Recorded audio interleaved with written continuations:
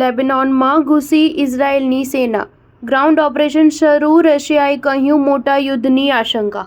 હિઝબુલ્લાહના chief નસરાલ્લાહની હત્યા બાદ હવે ઇઝરાયેલી સેના લેબનોનમાં ઘૂસી ગઈ છે. ઇઝરાયેલે આ ગ્રાઉન્ડ ઓપરેશન દક્ષિણ લેબનોનમાં ઇઝરાયેલના સમય અનુસાર રાત્રે 10 વાગે પ્રવેશ કરીને શરૂ કર્યું છે. એવું પણ કહેવામાં આવી રહ્યું છે કે લેબનીઝ આર્મીને બોર્ડર પરથી ઓછામાં ઓછા 5 કિલોમીટર દૂર ખસી જવાનો આદેશ આપવામાં આવ્યો છે. આ ઓપરેશનની જાણકારી ઇઝરાયેલી આર્મીએ સવારે 4:32 વાગે એક સોશિયલ મીડિયા પર પોસ્ટ દ્વારા આપી હતી.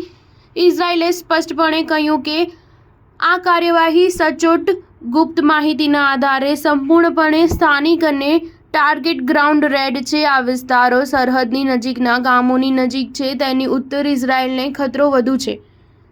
આઈડીએફે જણાવ્યું હતું કે ઇઝરાયેલી એરફોર્સ અને આઈડીએફ આર્ટિલરી આ વિસ્તારમાં સૈન્ય પર હુમલાઓ સાથે જમીન દળોને સમર્થન આપી રહી છે. આ કામગીરી રાજકીય નિર્ણયના કારણે હાથ ધરવામાં આવી રહી છે. આઈડીએફનું કહેવું છે કે યુદ્ધના લક્ષ્યને હાંસલ કરવા માટે અમારું કામ ચાલુ રાખીશું. આ ઉપરાંત ઇઝરાયેલ તેના નાગરિકોની સુરક્ષા અને ઉત્તર ઇઝરાયેલના નાગરિકોની રક્ષા કરવાના શક્ય તમામ પ્રયાસ કરી રહ્યું છે.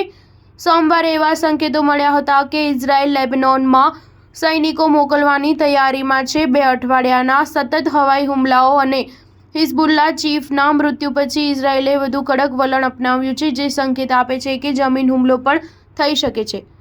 મિડલ ઇસ્ટમાં સતત બગડતી પરિસ્થિતિ વચ્ચે રશિયાના વડાપ્રધાન મિખાઇલ મિશુસ્ટિન તહેરાનમાં ઈરાનના રાષ્ટ્રપતિ મસૂદ પેઝેશ્કિયનને મળ્યા હતા. આ બેઠક એવા સમયે થઈ છે જ્યારે એવા સંકેતો મળી રહ્યા છે કે ઇઝરાયેલ લેબનોનમાં સૈનિકો મોકલવાની તૈયારીમાં છે. જોકે રશિયાએ સોમવારે નસરલ્લાહની હત્યાની નિંદા કરી અને કહ્યું કે અમને મિડલ ઇસ્ટમાં મોટા યુદ્ધની આશંકા છે. સ્ટાર ન્યૂઝ 7 હંમેશા સચ્ચાઈની સાથે.